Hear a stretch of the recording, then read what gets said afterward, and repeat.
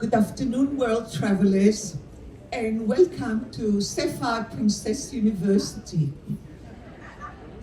It's lovely to have you here. I think that I'm going to share with you a dream. Do you realize that in 3 days' time, we'll be in Antarctica? You can start count back the hours. And just think about it in your childhood, or even when you became an adult, became interested in travel. When did you imagine or wish to come to Antarctica? And how much did you know about Antarctica? Well, your wish is going to come true very soon. As I said, 3 days time we'll be in Antarctica. My name is Nitza Lowenstein. I come from Sydney, Australia. I'm a journalist, historian, public speaker, radio broadcaster, and also a marriage celebrant. Now, people ask me what all the titles there. So JP is Justice of the Peace. This is a government appointment from the Australian government. I've got MA in history, and I've got MBA from Macquarie University, Sydney. Aussies will know Macquarie University. In journalism, my MA is in history, and it's wonderful to be here with you, sharing my knowledge. But when you talk about degrees, I've got to show you my latest achievement. And you see it on the screen, Certificate of Achievement from the IAATO, the International Organization of Antarctica to Operations. So I'm very proud to have a certificate from them. Anyone that speaks or on a cruise ship or any tours in Antarctica must sit an online examination, and it's very comprehensive one, very long one, and I'm very, very grateful that I was able to actually achieve the certificate.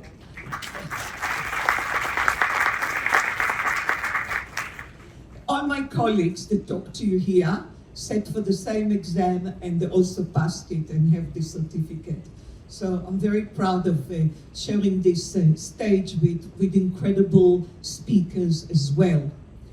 So today we are going to talk about Antarctica, this continent full of surprises. We talk about the geography, climate, history, exploration, human presence, and of course, international agreements that are absolutely crucial for this continent. We'll explore these icy landscapes, the harsh weather, and hidden ancient lakes. And we'll also learn to appreciate the bravery of early explorers of the continent's beauty, and we'll find out its importance today. So let's first of all find out where is Antarctica. Well, it is the southmost continent, situated almost entirely below the Antarctic Circle and centered around the South Pole. You can see it here. Here is Antarctica, and in relations to other continents, here it is, and this is Antarctica. It is the 5th large continent. It's actually huge. It's got 14 million square kilometers. It's double the size of Australia, by the way, and it's bigger than Europe and even USA. So this continent, just say once we talk about 5th, you want to know what's 4th and what's 6th. So I'll just the order of continents. The first one, starting from the largest, are Asia, Africa, North America, South America, Antarctica, Europe, and Australia. So you ask yourself also where the name Antarctica comes from, which is really important. It comes from the Greek word Antarcticos, meaning opposite to the Arctic. Now it combines anti, opposite, and Arcticos, that's related to the Arctic, reflecting its position on the opposite side of the Earth. Now, the term was first used in the late 19th century as explorers mapped the southern polar region. And the word Arctic, if you ask where does that come from, is linked to Arcticos, meaning of the bear. And that is referring to the constellation Ursa Major, of the Great Bear, which the Greeks used for navigations. So the Greeks actually coined the word. So Antarctica is completely surrounded, you can look on the image in front of you, by the Southern Ocean, and it's waterlocked by the Southern Ocean from all sides. And we'll see how important it is in a minute. And the continent is dominated by ice sheets that cover roughly 98% of its surface, making it the driest and windiest continent. And the Arctic ice sheets will hold about 70% of the world's fresh water, is divided into East Antarctic ice sheet and the West Antarctic ice sheet. We'll see it in a minute on the map, and we'll find out why it's divided. Antarctica is a desert because its vast ice sheets trap moisture, resulting in very low humidity. And cold temperatures also reduce the air's ability to hold moisture. Even if there is some moisture in the air, doesn't really hold. And high pressure systems and the ice sheet's unique shape create strong winds called katabatic winds, which we'll discuss later when I mention the climate, because these are crucial also. Now, the ice sheets in Antarctica, as I mentioned, are massive and hold significant amount of the world's fresh water. And if they were to melt, I think this is a nightmare of all science fiction, maybe science, it would cause sea levels to rise, which could lead to flooding in coastal areas, not just in Antarctica, it's all around the world. And the ice sheets also reflect sunlight, helping to regulate temperatures. So Antarctica geology is very complex and tell us about its ancient past. So we'll talk about the ancient past of Antarctica, which is absolutely fascinating. Around 600 million years ago, it was part of the supercontinent Gondwana, which included South America, Africa, Australia, and more, and I say more, even India. You can see here on the map in front of you, there were two supercontinents. That was Laurasia, so Asia was part of it, and Gondwana. And you can see this is Gondwana. As Gondwana broke apart about 180 million years ago, during the Jurassic period, Antarctica separated and drifted south to its current position over the South Pole. It took millions of years, by the way, to drift south and separate. You can see on the map in front of you, and I put another image. This movement caused major geological changes, including the formation of Antarctica's ice sheets and mountain ranges. Over millions of years, Antarctica was transformed dramatically. Long before becoming a frozen desert, it's really hard to believe. It was a warm region with rainforests and possibly ancient civilizations. Who knows? We are still discovering things. And at the moment, I can state it because we've got fossilized wood, signs of tropical trees, and leaf impressions that were found there. And fossils of marine animals, birds, and dinosaurs from the Cretaceous period, this is from about 145 million years ago to 66 million years ago, have been found in Antarctica. There are also fossilized beetle wings from 14 to 20 million years ago, and tiny single-celled organisms, single-cell organism, and even, you won't believe it, but 50 million-year-old sperm cells that on extinct worms' egg case. It's amazing what we can find. And these discoveries offer important insights into Antarctica's past climate and evolutionary history. Antarctica's geology includes the ancient Antarctic shields, a stable continental crust made of rocks that have remained mostly the same over 1 billion years. Beneath the ice, the continent has various geological formations. So it's all covered by ice, including the trans-Antarctic mountains, which were formed by tectonic forces that lifted and folded the Earth crust. So we'll see those mountains in a minute. So Antarctica has several notable landforms, including, as I mentioned, the trans-Antarctic mountains, which separate East Antarctica from West Antarctica. You can see it here. This is West Antarctica, East Antarctica, and this is this mountain range that separates it. And this mountain range is one of the longest in the world. It is stretching over 3,000 kilometers or 1,900 miles. While the peaks are exposed, the surrounding areas are totally covered by ice.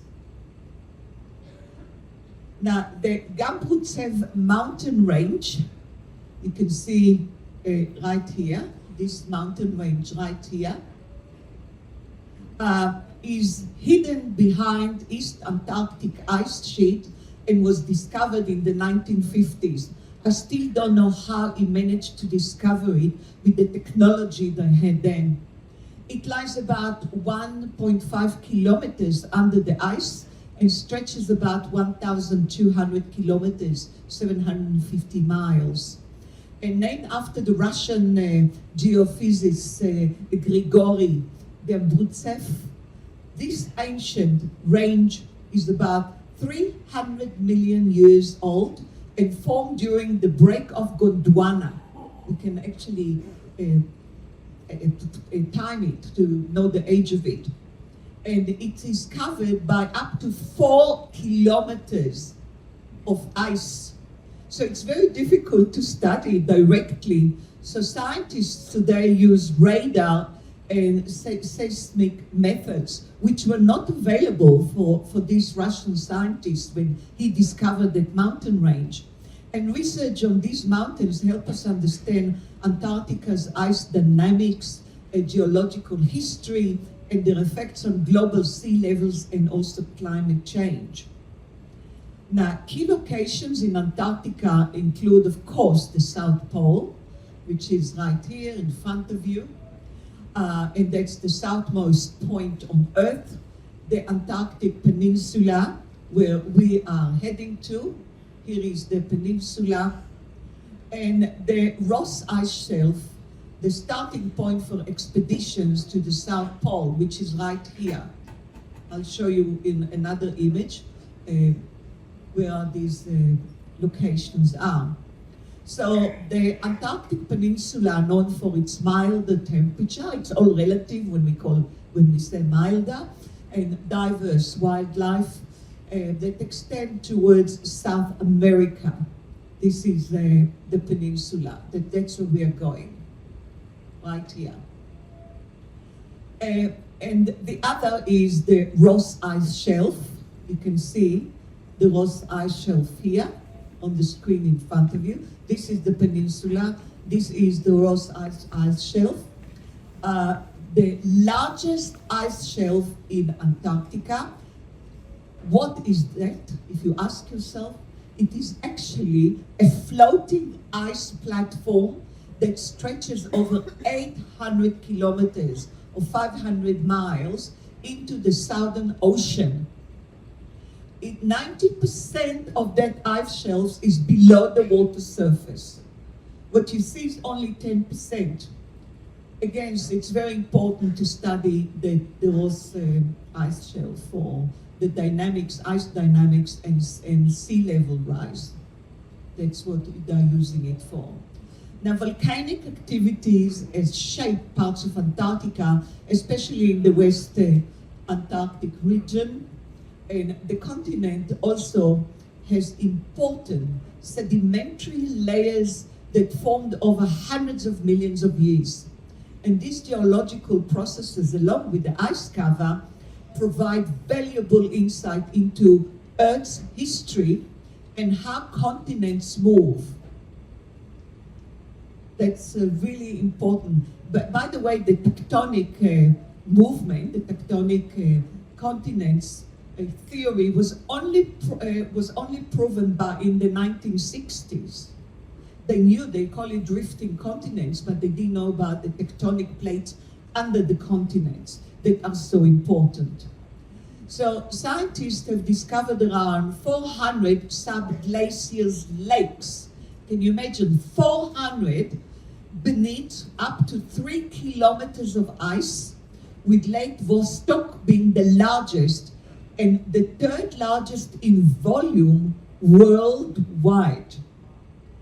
It lies about 3.5 kilometers below ice and has water temperatures around -3 Celsius. And Lake Williams, it was found in 2014, which is only 10 years ago, contains microorganisms that survived. You ask, how can microorganisms survive without sunlight? Well, we found out this microorganism is using chemicals for energy. So survive without the sunlight. And Deep Lake in East Antarctica is very salty, which prevents it from freezing at even -20 Celsius, making it similar in salinity to the Dead Sea. Now, this is another incredible phenomenon, what you see there. They call it blood falls. It is a striking feature in Antarctica McMurdo Dry Valleys, where iron-rich salty water flows from beneath Taylor Glacier into Lake Bonny, you see in front of you. And this water comes from an ancient lake trapped under the glacier that has high levels of salt and iron. And the vivid red color of the blood falls is caused by the oxidation of iron when water meets air, and creating a stark contrast with the ice. And the water is about 3 times saltier than seawater, preventing it from freezing even in the cold. And blood falls also help scientists learn about the environment and lots of other features. Now, Antarctica, I mentioned, is the highest, windiest, coldest, and driest continent. Its climate is extremely cold, with average summer temperature around 20 Celsius. I mean, this is really high, that's -4 Fahrenheit, and winter temperature dropping to -60 Celsius, which is -76 Fahrenheit, in the interior. And coastal areas are a bit warmer, but still very harsh. And Antarctica, as I said, very dry. And it's just like the coldest desert. And despite its thick ice, it's got very little moisture, as I mentioned before. It experiences dramatic seasonal changes. During the summer months, which last from October to February, the continent enjoy long periods of continent daylight. We'll see 10, 11 o'clock, we still have daylight, but in the winter, it is plunged into complete darkness for several months. And they've got also the polar lights, which it's a whole topic just about that. And one of Antarctica's most notable climate feature, which I said I promised I'll talk about it is powerful katabatic winds. Now, these gravity-driven winds, occur when cold, dense air from high ice-covered plateaus flow down the coast. You can see in the image in front of you, And due to the heavy air and steep terrain, these winds can reach a speed out of 320 kilometers per hour. And katabatic winds play a key role in Antarctica's harsh condition by affecting the ice movement and shaping glaciers and ice sheets. And they also create the chill factor. So when I tell you the temperature, you must add the chill factor to it because of the winds, and it makes it feel even much colder. Now, where you ask yourself, what's the name katabatic? What does it mean, katabatic? That's also very interesting. It comes from the Greek word for descending. Descending, reflecting how these winds flow down from high elevations. That's the name katabatic. And the Antarctic Circle, this is some unbelievable current. They call it circumpolar current, or the ACC, is an incredible natural wonder. I promised you before that I'll mention it because this is quite incredible. It is a powerful ocean current that flows around Antarctica from west to east. It's important for global climate because it keeps warm waters from reaching Antarctica and prevents cold Antarctic waters from spreading north. So this current affects the climate of the southern hemisphere, influences global weather patterns, and helps move nutrients and gases between the oceans and the atmosphere. You can see this special current. It's like a tight belt around Antarctica. It's incredible, and it's actually mixed with all the other oceans around Antarctica. And I'll show you another feature. You'll have to come to my talk about the Atlantic Ocean to learn more about the major ocean gyres and currents and streams, the cold currents and hot currents, and how they affect the climate globally. So the gyres are large circular ocean currents that can include both warm and cold currents, influencing currents and marine ecosystem. And you can see the relationship. I won't have time to explain more about it, but look at this. All the ocean currents, they are blocked here by the Antarctic current that is like a tight belt around Antarctica, which is quite incredible. Otherwise, we would have everything, either if the warm currents comes into Antarctica, it will melt the ice and it will flood the coastal areas. And so it's just amazing the balance that nature creates for us. We don't realize the unbelievable balance. So Antarctica has very limited plant life. We don't have to be Einstein to understand it due to its extreme cold, lack of winter sunlight, and very dry conditions. But traditional plants, as we know, trees and flowers, really cannot survive there. But somehow these species, surprisingly, do survive in Antarctica. Traditional plants, as I said, can't, but you find mosses and lichens, which is a combination of fungi and algae. They are the main type of vegetation you'll find. And you'll find them also not near the South Pole. You'll find them in milder coastal areas on the Antarctic Peninsula. Marine life, and we're all looking forward to see the marine life in Antarctica, is abundant, with penguins, seals, and whales thriving in the icy waters, feeding on krill and fish. And while harsh conditions limit hard dwelling species, few do survive. On land, there are some birds like the South Polar skua and snow petrel, the seabirds. As well as also some insects that survive. So it's quite amazing. I'm not going into it. This is another whole lecture just about the marine life in Antarctica and around Antarctica. Now, this is an incredible chapter. The exploration of Antarctica has a rich history, beginning with early expeditions that paved the way for future discoveries. Do you recognize this incredible gentleman?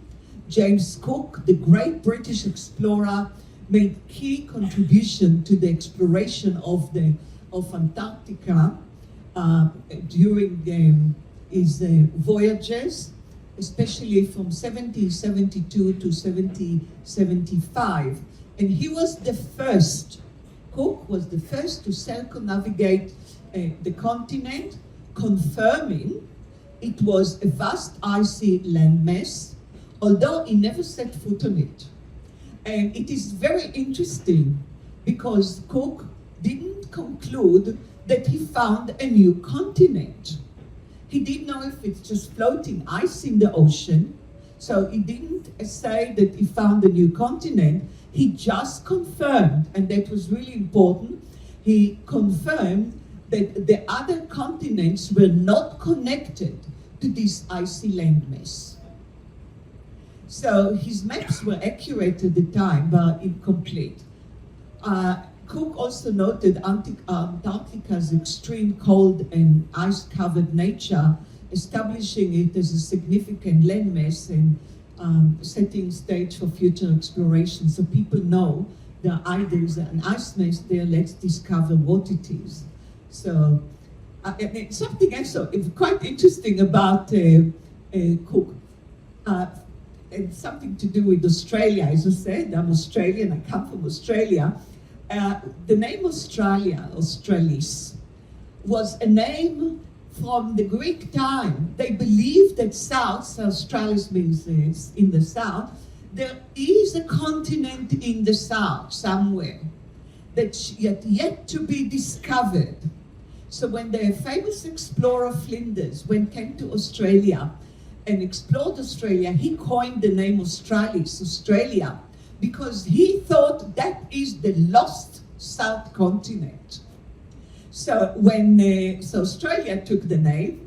So when Antarctica was discovered, we couldn't call it Australis anymore. We had already Australia. So that's the name Antarctica. Was coined the name Antarctica and explained to you before the origin of the name. So the early 20th century is known as the heroic age of Antarctic explorations because of the daring expeditions of the time. And believe me, they were very daring because they didn't have our technology. And one of the most famous explorers was Robert Falcon Scott, who led the Terra Nova expedition to the South Pole with a team of 5. And they set out from their base camp on November 1st, 1911. And despite facing extreme weather and exhaustion, they reached the South Pole on January 17, 1912. And ladies and gentlemen, they reached the South Pole only to find out that Norwegian explorer Roald Amundsen had arrived a month earlier.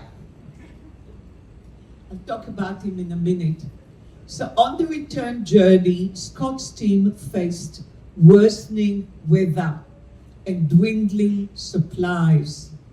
And unfortunately, very sadly and tragically, they perished in their tent on the Ross Ice Shelf by March 1912. And their bodies were found by a search party only the next southern summer. They couldn't travel to the South Pole in winter. So they were only discovered in November, months later, November 1912. And Scott's expedition is remembered for its bravery and tragic loss of the entire team. And also, ladies and gentlemen, for the valuable scientific research that he did. He was dying, but he was still writing on his diary. He had a daily diary, and he collected stones along the way. He saw himself as a scientist, not just as an explorer. So his diaries are very, very valuable for us, even today. Now, Roald Amundsen's South Pole expedition known as the Norwegian Antarctic expedition, began on September 8, 1911. It was 2 months before Scott, with a team also of 5.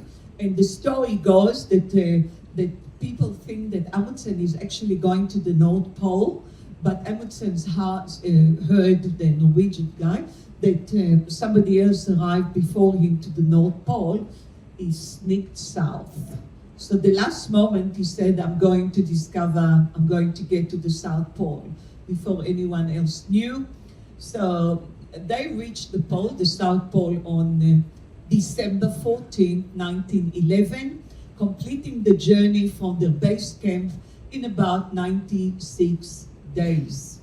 They also started from the Ross Ice Shelf, but not from the same spot as Scott, just a few kilometers away from him, almost parallel route to the South Pole.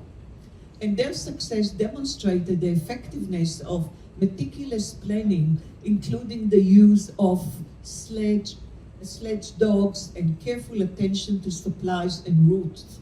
And the expedition also seen as a model for polar exploration. He didn't see himself as a scientist, he didn't write any memoirs or collected items like Scott, but he reached the South Pole, and he really planned it meticulously, taking all the supplies that he needed. But I think Scott was really unfortunate because they faced these conditions, the harsh conditions, that and they couldn't proceed. They had to go into the tent where they perished. So another notable expedition, you talk about expedition to the South Poles, is of Ernest Shackleton's, the Endurance Expedition of 1914. I saw a whole documentary about it, and I think if you go to YouTube, you probably can get hold of it. I highly recommend it, it's really interesting. So Ernest Shackleton and his crew aimed to cross the Antarctic continent, but their ship, the Endurance, became trapped, and it was eventually crushed by sea ice.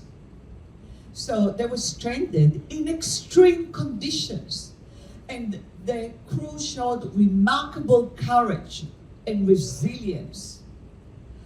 They used lifeboats that they had to navigate the ice waters and reach South Georgia Island in April 1916. And Shackleton himself made a dangerous 16-day journey across the island to reach a whaling station to secure help for his team. And remarkably, all Shackleton's crew survived, and their story is celebrated for its extraordinary leadership and endurance during the 20 months since the Endurance was trapped. It took them 20 months to escape and survive. Now, historic expeditions to the South Pole are celebrated for the heroism and harsh realities of the Antarctic explorations. And today, explorations focuses, all of them, on scientific research, using technologies like we have, satellite imagery to study ice sheets and climate change. So we have all this technology they never had with these early expeditions. And with all our science, we're trying to understand the Earth's history through ancient ice samples and other studies that are done in Antarctica. And human presence in Antarctica mainly revolves around research and scientific activities. As for now, there are not 1 or 2 research stations in Antarctica. There are 70, 70. And it's fluctuate, the numbers. And there are stations, and they are operated by several countries. Not one country got monopoly over the center stations. And they vary in size and also in functions, and sometimes the size also seasonal. Camp, I mean, it's in summer, it swells, in winter it shrinks. So there are 1,000 in summer in the big camps. And the largest research station I would like to mention is the McMonroe Station, operated by the United States, which is right here, this corner. As you can see, it's not far from the ice shelf that we were talking about, not far from the South Pole. That's the closest that you can get to the South Pole there. It's located on Ross Island, and it covers, they've got 100 buildings there. It's serious research station and can accommodate up to 1,000 people in the summer months. And it serves as a logistical hub for scientific research in the region. And it's actually, because it's so big, it's supporting various disciplines, including biology, geology, and climate studies. And the Amundsen Scott South Pole Station, established in 1956 to honor these two first explorers, is located in the geographical South Pole and is essential for research in climate, astronomy, and other fields. And it's also operated by the United States. When I said operated by United States, it's also financed by the United States. And Russia and China. So Russia also has a significant presence in Antarctica with very important research stations. Vostok Station, established already in 1957, known for ice core drilling that helps scientists to study past climate and weather. And we've got the Mirny Station that was set a year later in 58, also for biology. So they are very important. As the Chinese have said, many nations have. The Chinese also established several important research stations in Antarctica. I like the name. The Great Wall Station was set up in 1985 on King George Island, supporting studies on climate, ice, and marine life. And I must say there is fantastic cooperation between all those stations. And the population at the Antarctic Research Station, as I mentioned, varies with the season. It depends on the season. So, ladies and gentlemen, who owns Antarctica? Did you think about it? Did you get a visa to get to Antarctica? As Australian, I needed to get a visa to go to Chile, Punta Arena. But I don't need to get a visa to go to Antarctica. During the early 20th century, several countries with interest in polar exploration made territorial claims in Antarctica based on the early expedition and discoveries. There was a great rush to Antarctica. And as explorers from various nations mapped and documented their findings, countries like the United Kingdom, Australia, New Zealand, and Norway claim portions of the continents based on their exploration activities. Interesting. I'll show you the map. Look at that. Australians, do you know that we own most of Antarctica? I didn't know that. Look at that. The claim to Antarctica. I don't think it means anything, and we'll find out why. So there was an intense competition among nations for resources and strategic advantages. And countries view Antarctica as potential resources such as mineral and oil and valuable assets. And the prospect of claiming parts of Antarctica was seen to a way to enhance national prestige and secure future economic benefits. And where did they learn it from, ladies and gentlemen? From Alaska. The Russians never ever forgave themselves until today for selling Alaska to America for nothing, for maybe less than $1 a square mile, nothing. And so much natural resources were found in Alaska. And it's a strategic point for America. So everybody was rushing to Antarctica thinking this is another Alaska. So the Antarctic Treaty System is a collection of agreements designed to manage and protect Antarctica. Very, very important. Recognizing the potential for conflict and need for international cooperation, the Antarctic Treaty was signed in 1959 already, and entered into force in 1961. And the treaty was designed to address the issues of territorial claims and ensure that Antarctica would be used for peaceful purposes only. So if you heard any conspiracies of atomic bombs in Antarctica, don't believe it. I mean, there's so much restrictions to get to Antarctica, and you have to report what you are doing there. And the treaty promotes international cooperation as well, by allowing scientists from around the world to work together in studying Antarctica's unique environment and climate. It opens to all nations to come and study.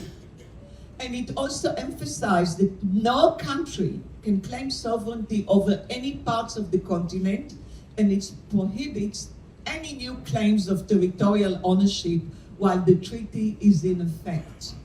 So nobody can come and say there is nobody claimed that, we are claiming it. In addition to the Antarctic Treaty, another key agreements protect the continent. The Protocol on Environment Protection, they call it the Madrid Protocol because it was signed in Madrid, was signed in 1991 and took effect in 1998.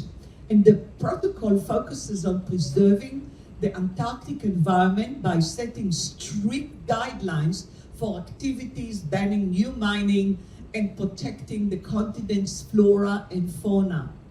And the goals of these agreements are to keep Antarctica a zone of peace, ensure scientific cooperation among nations, and safeguard its pristine environment from exploitation and harm.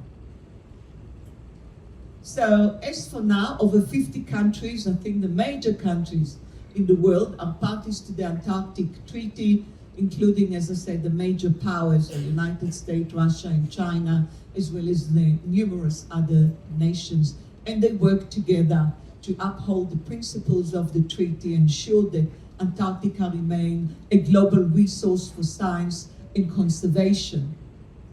So countries with land claims in Antarctica, as I said, include Australia, as I said, the largest area, Argentina, Chile, the United Kingdom, New Zealand, Norway, and France. However, the treaty don't let them bring any army there. No, they can't actually open an office, a government office in Antarctica, or claim more land, meaning no country has actual sovereignty over the land. And all activities are regulated through international cooperation under the treaty. But just in case, those countries still keep their claim for sovereignty, because you don't know what the future will bring. So the countries do not exercise really a typical sovereignty like visa or border control. There's no borders, no control. And the system, the treaty actually governs the continent. And that's what is really important. And tourism in Antarctica is increased as more people seek to explore its remote beauty. And travelers are drawn to its untouched landscapes and very unique wildlife, as you will see soon. 3 days, even less. And popular options include cruises that offer view of the icebergs and wildlife like penguins and seals. And adventure tours may involve ice treks, kayaking or climbing. And some tours also visit research stations, giving insight into scientific work and daily life there. And tourism, let me tell you, is highly regulated to protect the fragile environment. And the Antarctic Treaty System and other agreements limit visitors' number to ensure proper waste management and control activities. And as I mentioned before, when I spoke to you a few days ago, vessels with over 200 passengers are not allowed to land in Antarctica. So if you want to land in Antarctica, you have to go really in a very small vessel under 200 passengers. So And Antarctica, we have to put it in perspective, is incredibly important due to its unique geography, extreme climate, and role in global system. Its ice and remote location make it a key site for scientific research, including, I mentioned, climate change and Earth's history. So, very, very important. And one of the main challenges is the impact of climate change, which threatens the continent's ice sheets and ecosystem. As temperature rise, there are concerns about ice melting and the potential effect on global sea levels. Additionally, managing human activities such as tourism and scientific research require careful regulations to protect the continent's fragile environment. This beautiful cruise ship was in Buenos Aires for 3 days. Do you know what most of the time, did you see how clean is our ship outside? To meet all the regulations, the ship was in Buenos Aires for 3 days, and the time was used not only to give us food supply, but also to clean the ship properly, to comply with the regulations to get to Antarctica's water. On the other hand, the future holds opportunities for continuous scientific discoveries. We still discover new things every day. And also, this is the only place I know there is a fantastic international cooperation. So, to give us new insights for the climate and ecosystem. Now, something that many people don't know, that Antarctica is an excellent place to find meteorites. Yeah, meteorites. Because its cold, dry conditions preserve them, and dark meteorites contrast with the white ice. What you can see are meteorites in front of you. They are not just rocks. The East Antarctic is particularly good for this, as its stable ice exposes older layers containing many meteorites. Since 1976, over, listen to the number, 20,000 meteorites have been collected there. And in not even about 10 years ago, in 2013, Japanese and Belgian scientists discovered the largest meteorites in East Antarctica in 25 years. It was meteorites weighing 18 kilos. 18 kilos is really a big one. And during a 40-day research, that team actually found 425 meteorites totaling 75 kilos, including pieces from asteroid Vesta and from Mars. Can you imagine how healthy for research, for scientists? This is so important. It reveals secrets of the universe. And Antarctica has no official time zone, ladies and gentlemen. You can sleep all day and all night. And making it the only continent without one. Because the South Pole sits on every line of longitude. Look at that. That's easy to understand. So theoretically, it could belong to all the time zones together. So if your husband tells you, get up, it's already 10 o'clock, you said, no, my time zone is only 6 o'clock in the morning. You can answer that. So, but you still have to have some time zones, so what do? So time zones are usually based on territorial claims. If this belongs to Chile, says this is the sovereign, or Argentina, will be our time zone. But many research stations follow the time of their supply base, which is very clever because they want to be awake at the same time as their supply base. For example, McMurdo Station, which is the biggest one, and the Amundsen Scott South Pole Station use New Zealand time, since the main supply base comes from Christchurch in New Zealand. So it makes sense for them to use New Zealand time zone. So that's also interesting. Now, do you know that the first human was born in Antarctica in 1977, or actually in 1978, because in 1977, Argentina specially sent a pregnant woman, specially to claim territory. Her name was Silvia Cristina Rojas, to Antarctica as part of a strategy to claim territory on the continent. Because if you have an Argentinian baby born there, this is Argentinian soil.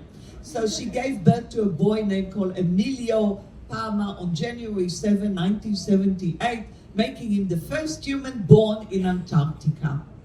But since then, the event is really notable. I mean, it's in the Guinness Book of Records, but 10 more babies were born there since. Now, you asked me the South Pole. You can see the South Pole here, the South Pole here, the two images. It should have a fixed location, right? However, because of the wobble in the Earth's orbit, its exact position can change over time. So you can't say this is because in time it will move slightly. So this means that while the South Pole stays in the same general area, its precise coordinates are not constant. Now, above Antarctica, and this is something really important, ladies and gentlemen, above Antarctica lies a massive hole in the ozone layer, the largest known, measuring 27 million square kilometers. So, just to give you an idea, because when I give you a number, it means nothing, it's twice as big as Europe, the hole in the ozone layer. That's how big it is. It's twice as big as Europe. And this alarming size highlights the critical issue of ozone depletion and its potential impact on the environment and human health. Remember, the ozone layer is thinner over Antarctica, allowing more harmful UV rays to reach the surface. So this increases the risk of sunburn and long-term skin damage. Please, ladies and gentlemen, you go up there to take photos. Please don't forget your sunscreen and protecting clothes and sunglasses. It's absolutely essential. Don't try and come home with a beautiful tan, because it can cause cancer. These harmful UV rays, because the ozone layer above Antarctica is thinner. Protect yourself, protect your skin. And the sun can be very bright due to the reflective nature of the snow and ice. So it can lead to snow blindness. So protective eyewear is absolutely crucial. You need to have also sunglasses. So ladies and gentlemen, I look forward to explore Antarctica with you. And thank you so much for your time today.